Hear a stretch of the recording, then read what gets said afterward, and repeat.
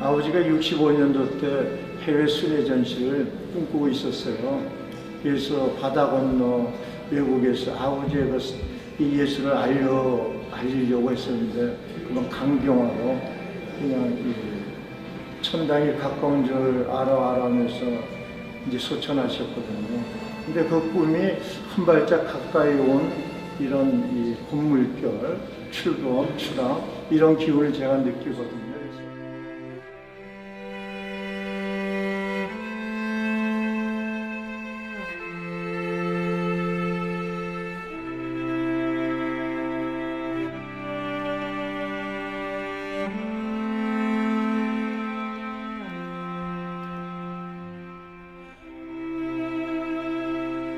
아버지 그림은 저에게 있어서는 제가 아버지의 길을 이어가는 후배로서 또 아들로서의 그 생활과 예술관의 다림질 같은 분이시거든요. 그래서 아버지의 이 세계관은 나는 인간의 선함과 진실함을 그려야 된다라는 대단히 평범한 견해를 가지고 있다. 따라서 내가 그리고자 하는 인간성은 단순하고 다채롭지 않다. 나는 저들의 가정에 있는 할아버지, 할머니, 그리고 물론 어린아이들의 이미지를 즐겨 그린다 그랬거든요. 아버지 그리면은 보면은 아버지라는 박수근이라는 나가 있어요. 그리고 그 땅에 걸어 다녔던 토양 속부터 마셨던 물, 아버지가 그 이웃들을 껴안았던 그런 스킨십들이 아버지 그림에 다 묻어 있거든요. 그리고 1914년부터 65년도까지 일제강점기 6.25, 4.19, 5.16 감원 공수장혁병 보릿고개 그 시대가 그대로 머물러 있어요. 그래서 아버지 그림을 보면 나 여기 지급이 있다라는 것, 이것을 저한테 교훈을 주고 있고.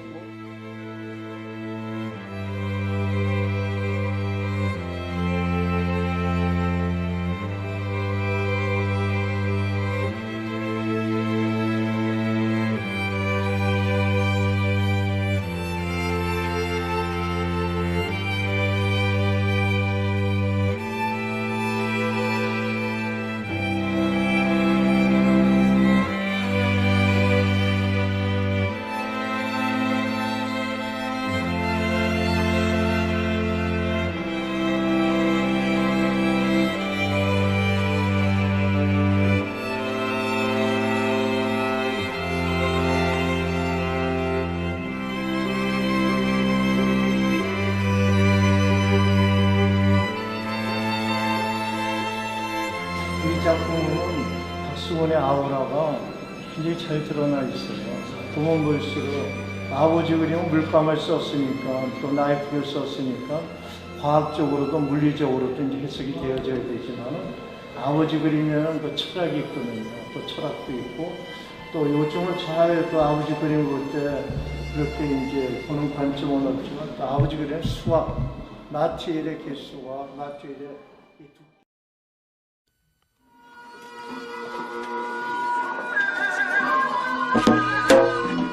한창 흥이 올라있는 춤판.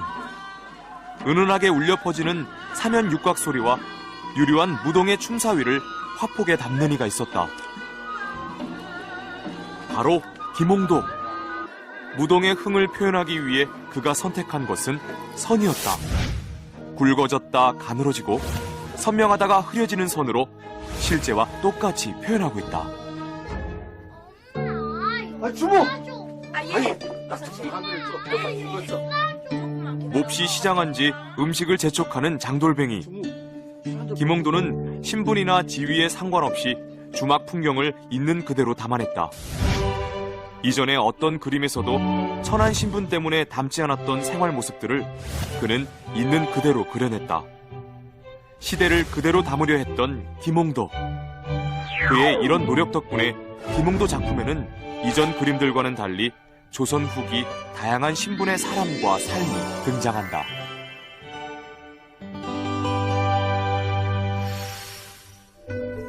(17세기에서 18세기) 중국에서는 경제발전과 서민의식의 발달로 다양한 풍속화가 예술의 한 흐름을 이루었다. 일본도 예외는 아니었다. 특히 일본에서는 우키유에라는 풍속화가 성행했는데, 우키유에란 인물의 개성을 매우 감각적으로 표현하는 특징이 있었다. 일본의 이 풍속화는 나중에 서양의 인상파에게 영향을 줄 정도로 한 시대를 풍미했었다.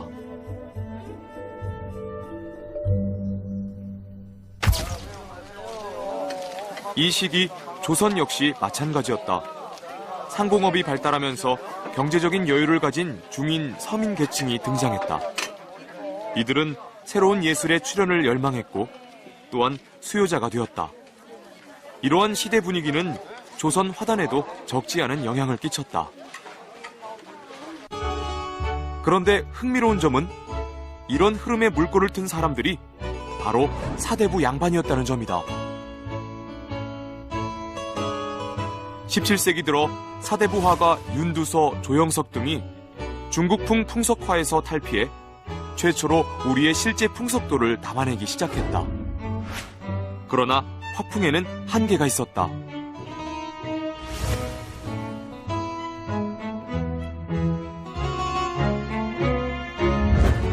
등장인물의 표정에는 변화가 없고 나무에 걸린 옷도 밋밋하기만 해 사실성이나 생동감은 미흡했던 것이다. 그러나 이것은 분명 조선 화단의 신선한 충격이었다. 김홍도 역시 이 새로운 화풍의 영향을 받고 익히면서 풍속화에 눈을 뜨게 되고 마침내 자신만의 세계까지 만들었던 것이다.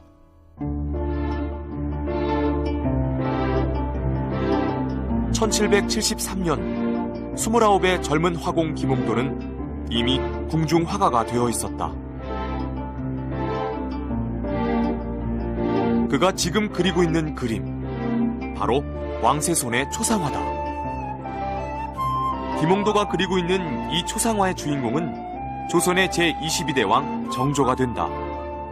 조선 최고의 문화 전성기를 이룩했던 정조는 김홍도의 든든한 후원자였다. 그림에 관한 모든 일은 김홍도에게 맡겼다는 정조 자신의 기록까지 남아있다.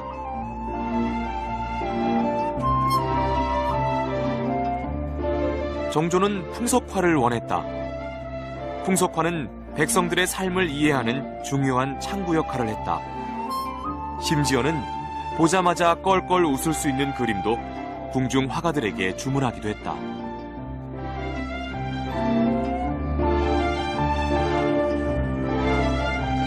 새로운 시대적 배경과 정조의 지대한 관심, 그리고 김홍도의 천재성이 합쳐져 세상과 만난 것이 바로 그의 풍속화들이다.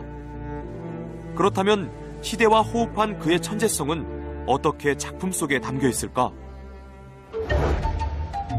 서당도를 통해 살펴보자. 웃음을 참고 있는 훈장과 울고 웃는 아이들의 감정이 입고 있는 옷의 주름선을 통해 그대로 드러난다. 이러한 김홍도의 선은 이전의 풍속화에서는 찾아볼 수 없던 것이다. 이전의 작품을 보면 옷자락은 밋밋한 선이다. 얼굴 표정 역시 단순하게 처리돼 있어 김홍도의 풍속화 속 생동감이 느껴지지 않는다. 선 묘사가 돋보이는 또 하나의 걸작, 송화 맹호도를 보면 김홍도의 선에 대한 감각은 풍속화에만 머물지 않는다는 것을 알 수 있다. 용맹하고 날렵한 조선 호랑이를 표현하기 위해 선택한 세밀한 선 묘사. 실 바늘보다 가는 선을 수천 번 반복해서 결국 살아서 튀어나올 것만 같은 조선 호랑이의 생동감을 구현해냈다.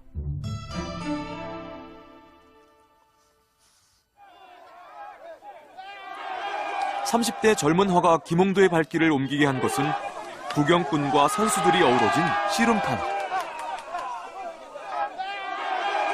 씨름판의 열기는 뜨거웠다.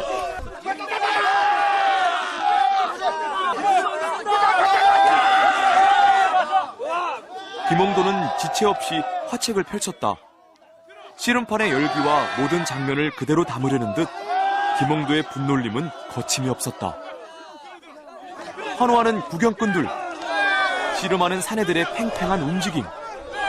김홍도는 무려 22명의 인물을 화폭 안에 배치하고 각자의 역할까지 부여하고 있다.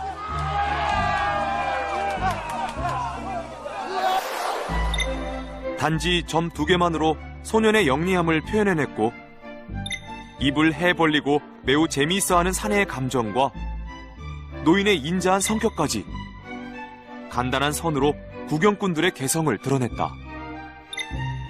점잖게 부채로 표정을 감춘 선비. 그러나 저린 다리는 참지 못하겠는지 슬그머니 다리를 앞으로 뺐다. 이 씨름판이 꽤 오래됐음을 보여주는 증거다. 그런데 이 사내는 긴장한 표정이 역력하다. 선수들을 유심히 살펴보는 이 사내의 정체는 무엇일까? 그 단서는 바로 벗어놓은 신발과 갓. 긴장한 채 씨름판을 바라보는 이 사내는 출전을 기다리는 다음 선수인 것이다. 그렇다면 이 씨름판의 주인공인 두 선수의 모습은 어떨까? 우선 두 선수가 벗어놓은 가죽신과 집신이 이들의 신분을 말해준다. 가죽신의 임자는 발목에 행전을 차는 등 옷 매무새가 더 나은 양반으로 지금 몸이 들려있는 상태다. 그렇다면 승부는 어떻게 됐을까?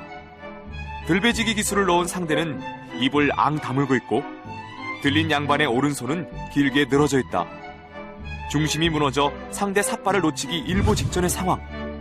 우리는 씨름판을 직접 보지 못했지만 김홍도의 그림을 통해 승패를 가늠할 수 있다.